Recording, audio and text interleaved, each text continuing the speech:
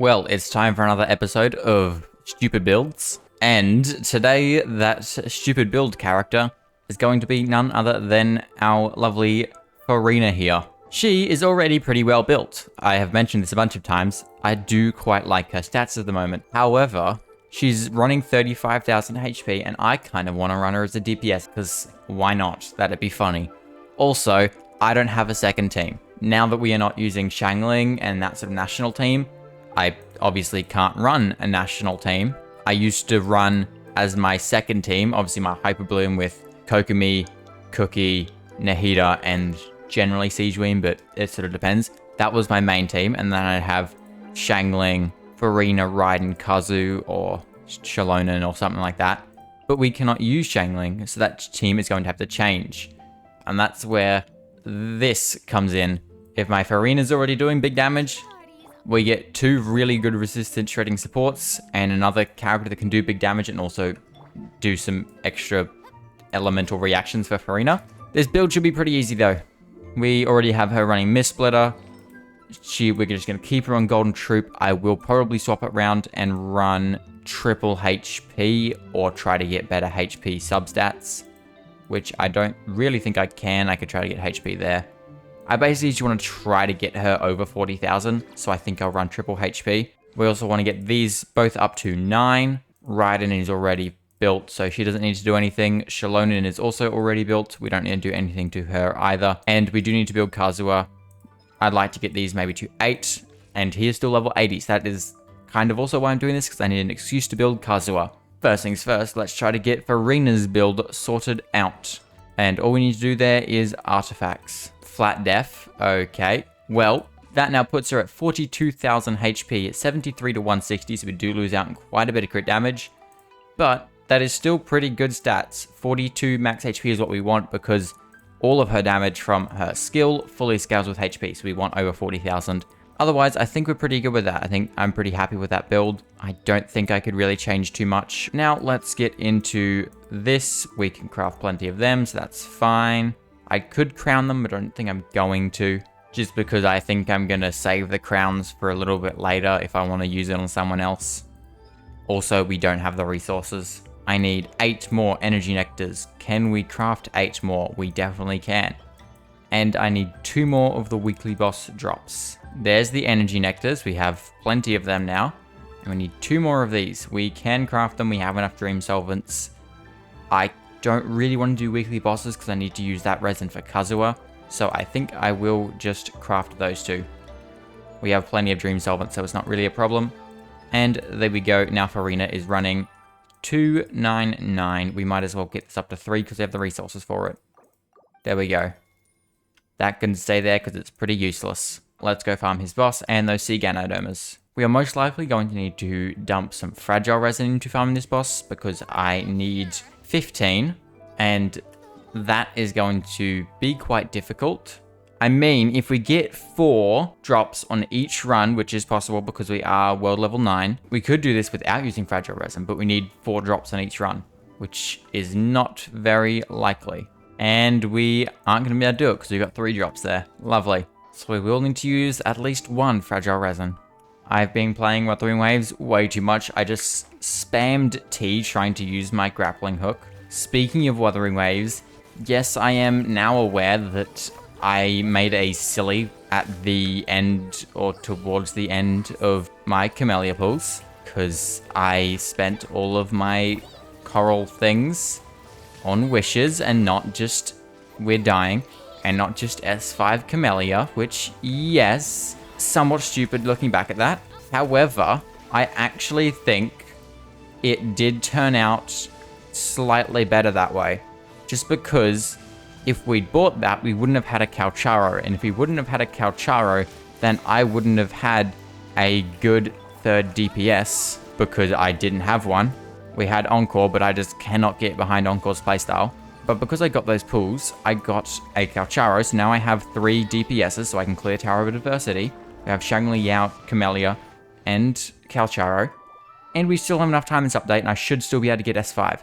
So, I think it actually turned out better. Because otherwise we'd have Camellia doing tons, Xiangling Yao doing a decent bit, and then just another team that wouldn't do anything.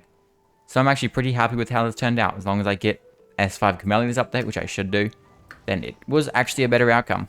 Completely irrelevant to what we're doing at the moment, but I just figured because so many people commented on it, I figured I should probably say something about it because it was not intentional. I did forget that you could buy the pools, but I think it did turn out better in the long run. Anyway, back to farming. We get 4 drops. We don't get 4 drops. And there we go. Got 3 that entire time, but now we have exactly 20. So let's go farm the Sea Ganoderma thingy-majigs. Boom. Kazuha can now go up to level 90. That has only taken way too long because he's just been sitting at level 80 for months. But now he's level 90. So, talents. We need more of them. I'm going to try to get them to 8. I don't think 9 is possible just because there's not enough treasure hoarder drops. I will just go farm all the treasure hoarders. If we can get them to 9, we can get them to 9. Where they are now is fine, but if I'm going to fully build this team, which is the plan, then I might as well try to get them as far as possible. But as with these stupid builds, we kind of just mess around with things and see if stuff works out. There's not much of a plan going into these. It's a lot of trial and error. Ooh, actually, I just realized we could make a really good team with Bennett. Because my Bennett C6, which means we get to have Pyro-infused Furina, then mixed with Furina's skill, or, you know, the little guys doing damage, which means we can have Vaporize. There's a possibility there. We'll just kind of mess around with stuff, and if something works out, that's kind of fun. Well, we are definitely not going to have enough treasure hoarder drops to get Kazuha's talents very far. As a matter of fact, we only have enough to get... Okay, we're missing his weekly boss drop. That should be fine to get as well. We should be able to craft one of them, most certainly. There we go, running both 8, that's fine. Kazuha is now built, he's running 964 EM, that's fine. Shalonen is built, she's 3400 def. Raiden is built, she's fine. And Furina is built, running 42,000 HP, 1200 attack. 73 to 160, that's not bad. Furina's running 499, 299, 288, and another 288. All of their weapons are all level 90. Furina is C1, Raiden is C1, and the other 2 are C0. And everyone should be on some kind of a decent build. Let's go try to do some damage. We started with some simple tests on Masanori, just to get some simple stuff, and then once I've found out the best team, I'm gonna go run Scaramouche because we can get damage stuff there. I don't know. What are we doing? Kazuha's buff ran out because it took too long, but 40Ks, 28Ks, 10Ks, 17Ks. Yeah, not horrible. It is more damage than she was doing before, I think, but it definitely could be a little bit better, so let's modify the team. My other option is this team and see if we can use Furina as a Pyro DPS with her little guys doing Vaporize, because that's a very normal team that everyone would obviously run with Furina. 32k, 42k, okay, definitely higher damage with the Vaporizers. That's for sure. So let's go try it out against Skara. I want to say if we can hit, like, I'd like to see a nice 60k there. We'll see how that goes, but that'd be nice. I could also try lowering her crit rate a little bit to get her crit damage up, which might also increase her damage a little bit. And we can run her full DPS because her burst doesn't really need anything, because I think it just does its own thing. It doesn't scale off anything else, just off talent level. I could be very wrong about that though. She's also a very nice little tank because she has 42,000 HP, which means she can just sort of live on field. And if we get hit, it won't be terrible. Boop. Okay, lovely. Let's see if we can hit at least 60k. Let my name echo in song. Shower me with praise. Hear the echoes of the valley. Bring it. As one with wind and cloud. Teamwork is dreamwork. Let's light it up. 32k, 33, 61k, 79k I think I saw there. Okay. Okay, we like to see that. He kind of died way too quickly. I think Furina's now definitely going to be our best second team for this, because we really don't have anything else. Plus, she's fun to play.